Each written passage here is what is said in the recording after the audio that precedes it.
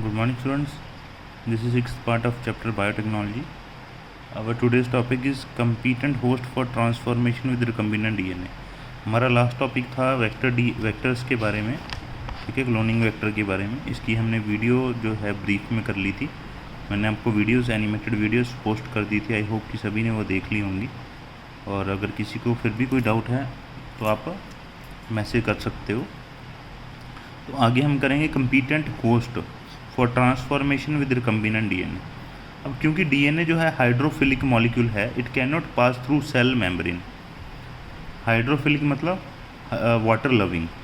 Okay, तो ये जो सेल मेम्ब्रेन है उसको पास नहीं कर पाता. In order to force bacteria to take up the plasmid, bacterial cell must first be made competent to take up DNA. तो अगर हम मान लो कोई भी बैक्टीरिया है, ठीक है, जिसने प्लाज्मिड लेना है, मतलब अगर हमने प्लाज्मिड को बैक्टीरिया के अंदर एंटर करवाना है, तो जो बैक्टीरियल सेल है हमको क्या करना पड़ेगा, उस बैक्टीरियल सेल को डीएनए एक्सेप्ट करने के लिए कंपीटेंट बनाना पड़ेगा ताकि वो डीएनए एक्सेप्ट कर ले. This is done by treating them with specific concentration of divalent cation such as calcium which increase the efficiency with which the DNA enter the bacterium through pores in its cell wall. अब हम क्या करेंगे, सबसे पहले जो bacterial cell है उसको कोई स्पेसिफिक डाइवेलेंट कैटायन जो है, ठीक है, स्पेसिफिक कंसंट्रेशन के अंदर, डाइवेलेंट कैटायन के अंदर उसके साथ हम ट्रीट करेंगे.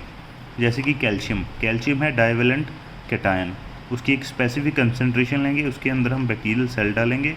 उससे क्या होगा, जो बैक्टीरियल सेल की जो सेल वॉल है वो ज़्यादा एफिशिएंटली डीएनए को इनटेक करेगी. ओके, ज़्यादा एफिशिएंटली डीएनए को अपने अंदर एंटर करवाएगी. Recombinant DNA can then be forced into such cell by incubating the cell with recombinant DNA on ice, followed by placing them briefly at 42 degree Celsius and then putting them back on ice. अब हम क्या करते हैं, जो recombinant DNA है, जो plasmid के अंदर हमने डीएनए एंटर करवा लिया, जो रिकम्बिनेंट डीएनए बन गया, उसको हम ये बैक्टीरियल सेल के अंदर डालेंगे. ठीक है, सबसे पहले बैक्टीरियल सेल को जो है आइस पे रखेंगे, ठीक है, रिकम्बिनेंट डीएनए को भी आइस पे रख लेंगे और उनको एंटर करवाएंगे. फिर बहुत ही जल्दी उसको 42 डिग्री सेल्सियस पर हीट कर देंगे, एकदम से हीट शॉक दे देंगे. और फिर दोबारा रिकम्बिनेंट डीएनए एंड सेल को आइस पर रखेंगे. इससे क्या होगा, जो बैक्टीरिया है वो रिकम्बिनेंट डीएनए को एक्सेप्ट कर लेगा. Okay, this is not the only way to introduce alien DNA into the host cell. कहते हैं एक लौता तरीका ही नहीं है जो है मतलब डीएनए को होस्ट के अंदर एंटर कराने का. कुछ और भी तरीके हैं, जैसे कि माइक्रो इंजेक्शन. इसमें रिकम्बिनेंट डीएनए को डायरेक्टली हम एनिमल सेल के न्यूक्लियस के अंदर इंजेक्ट कर देते हैं. ओके, एक और मेथड है जो प्लांट सेल्स के लिए बना है ज़्यादातर. उसमें हम हाई वेलोसिटी माइक्रो पार्टिकल्स हैं, जैसे कि गोल्ड और टंजिस्टन के, जिसके ऊपर डीएनए लगा देते हैं. हम क्या करते हैं, बिल्कुल छोटे छोटे पार्टिकल गोल्ड और टंजिस्टन के ले लेते हैं, उसके ऊपर डीएनए की कोटिंग कर देते हैं. ओके, और उसको हाईली बॉम्बार्ड कराते हैं, पूरी स्पीड के साथ प्लांट सेल के ऊपर बॉम्बार्ड करवाते हैं, जिससे क्या होता है, डीएनए जो है प्लांट सेल में एंटर कर देता है. इसको हम बोलते हैं बायोलिस्टिक्स और gene gun. And the last method uses disarmed pathogen vector which when allowed to infect the cell transfer the recombinant DNA to the host cell. ये भी बहुत ही एक अच्छी टेक्निक है. पैथोजन को हम डिसआर्म कर देते हैं. पैथोजन के जो हथियार हैं, मतलब जो माइक्रो ऑर्गेनिजम्स सेल को इन्फेक्ट करते हैं, उस फैक्टर को हम रिमूव कर देते हैं. इन्फेक्शन वाले पार्ट को रिमूव कर दिया और उस पैथोजन के अंदर हमने अपना डिज़ायर्ड डीएनए डाल दिया. वो पैथोजन क्या करेगा, सेल को इन्फेक्ट करेगा और साथ साथ में डीएनए को भी ट्रांसफ़र कर देगा. इन्फेक्शन से कोई सेल को ख़तरा नहीं होगा, क्योंकि उसको हमने डिसआर्म्ड कर दिया. Okay, now that we have learned about the tools for constructing recombinant DNA, let us discuss the process facilitating recombinant DNA technology. अब आगे प्रोसेसेस कौन कौन सी होती है ये हम देखते हैं. Process of recombinant DNA technology.